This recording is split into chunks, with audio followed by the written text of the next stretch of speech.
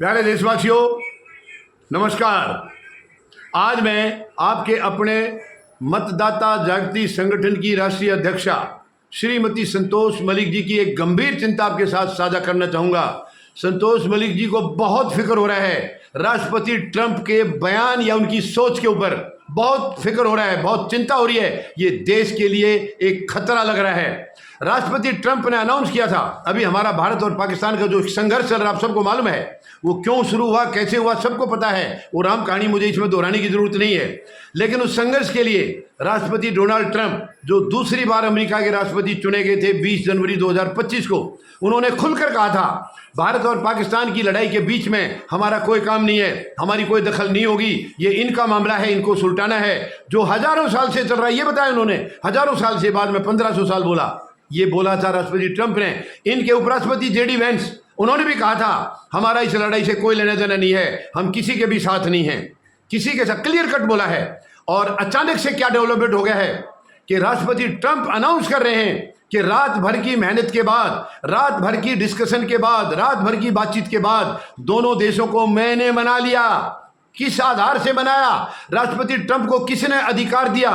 क्या प्रधानमंत्री महोदय आपने राष्ट्रपति ट्रंप को बोला कि हमारा समझौता कराइए? बताइए, आप देश को अंधेरे में मत रखिए। संतोष मलिक जी की बहुत बड़ी चिंता है ये। आखिर राष्ट्रपति ट्रंप को मध्यस्थता करने के लिए किसने बोला?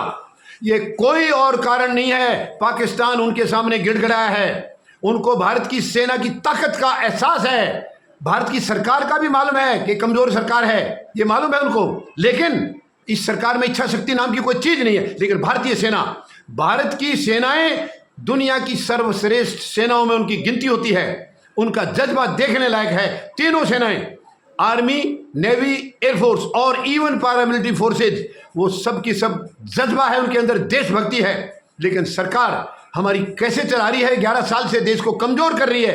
राष्ट्रपति ट्रंप को अधिकार किसने दिया? किसने दिया राष्ट्रपति ट्रंप को अधिकार कि आप हमारी मध्यस्थता कराइए? क्यों वहां से यह फैसला आया? क्यों हमारे देश से फैसला नहीं हुआ है?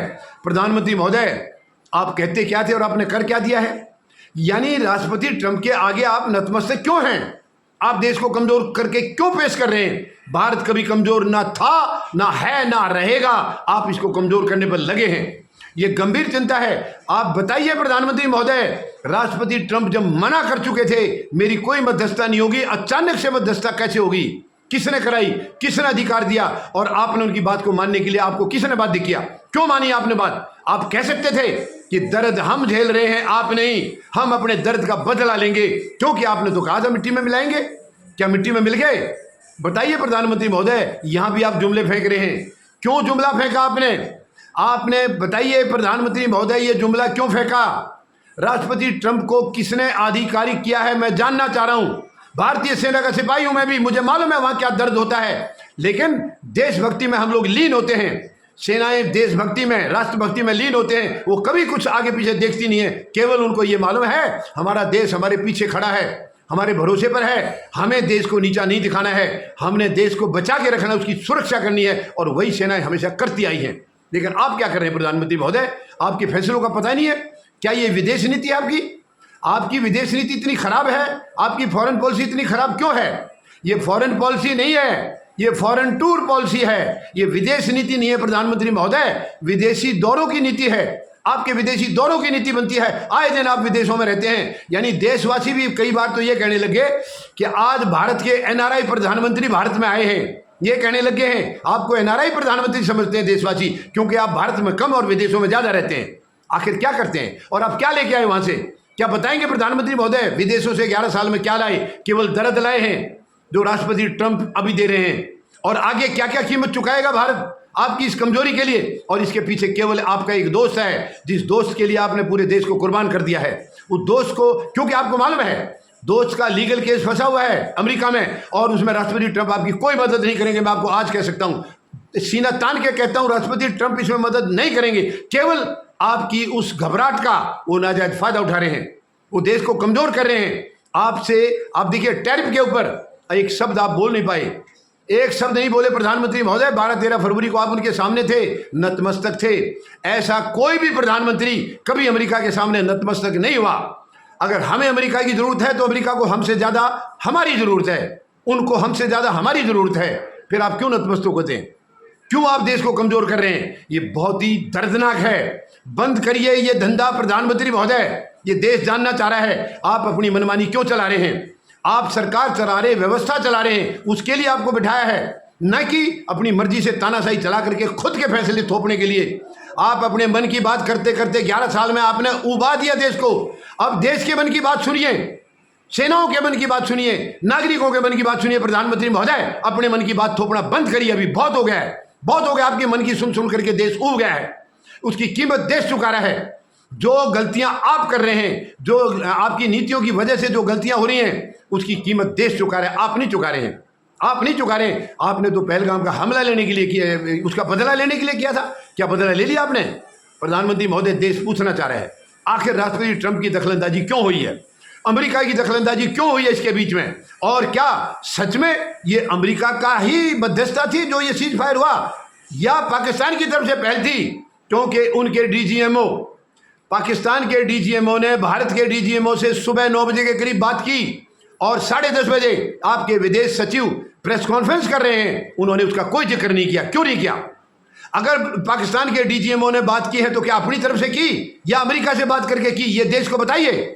उसने भारत के डीजीएमओ से बात की है और इसका खुलासा 3:30 बजे के करीब करते हैं। वो 3:30 बजे करते हैं। जो आपके विदेश सचिव, उन्होंने बताया है कि डीजीएमओ का फोन आया था।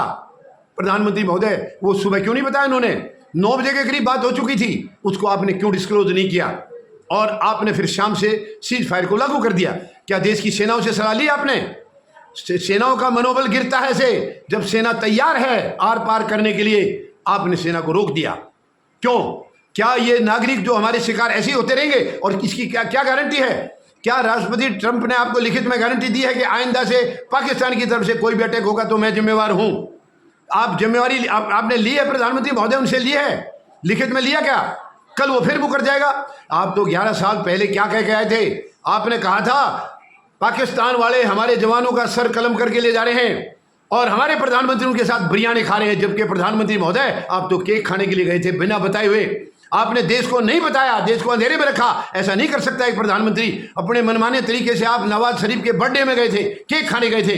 पिछले प्रधानमंत्री को आपने बिरयानी खाते हुए बताया था, आज आप केक खाने गए हैं। और इसके बाद आपने ये कहा था 1 के बदले 10 सर लाऊंगा। ले आए क्या 10 सर आप? अभी 26 को गवा दिया, कितने और गवा दिए पाकिस्तान के अटैक के बाद? इसका हिसाब देंगे आप? इसका जवाब देंगे प्रधानमंत्री महोदय? देश जानना चाह रहा है। बंद करिए ये धंधा, बंद करिए जुमलेबाजी। ये देश का मामला है, देश के स्टेटस का मामला है, देश की इज्जत का मामला है। इज्जत को आप मिट्टी में मत मिलाइए। आपसे कमजोर प्रधानमंत्री इस देश को आज तक नहीं मिला। प्रधानमंत्री महोदय, झूठा भी आपसे ज्यादा कोई नहीं मिला है। आप हमेशा झूठ बोलते हैं, हर बात पर झूठ बोलते हैं, जुमले बोलते हैं। आप मिट्टी में मिलाने की बात कह दी आपने। क्या मिट्टी में मिला दिया? आपने भारत को और कमजोर करके पेश किया है। भारत की शक्ति का पता चल गया दुनिया को और पाकिस्तान को उसकी औकात मिल जानी थी, वो औकात दिखा दी जाती है अभी। लेकिन आपने नहीं कहा। आप तो पीओके लेने की बात कर रहे थे, कहाँ गया पीओके? क्यों नहीं लिया आपने इसी झटके में? आप दूसरी सरकारों को बोलते हैं उन्होंने नहीं लिया, तो आपने क्यों नहीं लिया? आप भी कह कर आए थे हम पीओके लेंगे, ले लिया आपने।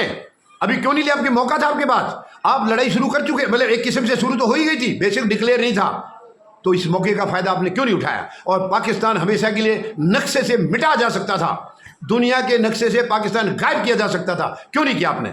आपको इसकी खामी भुगतनी पड़ेगी प्रधानमंत्री महोदय, जवाब देना होगा आपको। आप सत्ता नहीं चला पा रहे हैं। 11 साल से आपने देश को कमजोर किया है, लाचार किया है। ये धंधा अब नहीं चलेगा। अब देशवासी आपसे सवाल करेंगे और आपको बेदखल करेंगे, क्योंकि देश की बर्बादी हम लोग नहीं दे सकते। ये देशवासी पूरे राष्ट्रभक्त हैं, देशभक्त हैं। आपकी देशभक्ति कहाँ है? आपके अंदर देशभक्ति नाम की कोई चीज हमें दिखाई नहीं दी आज तक। और आप लोग कहाँ थे?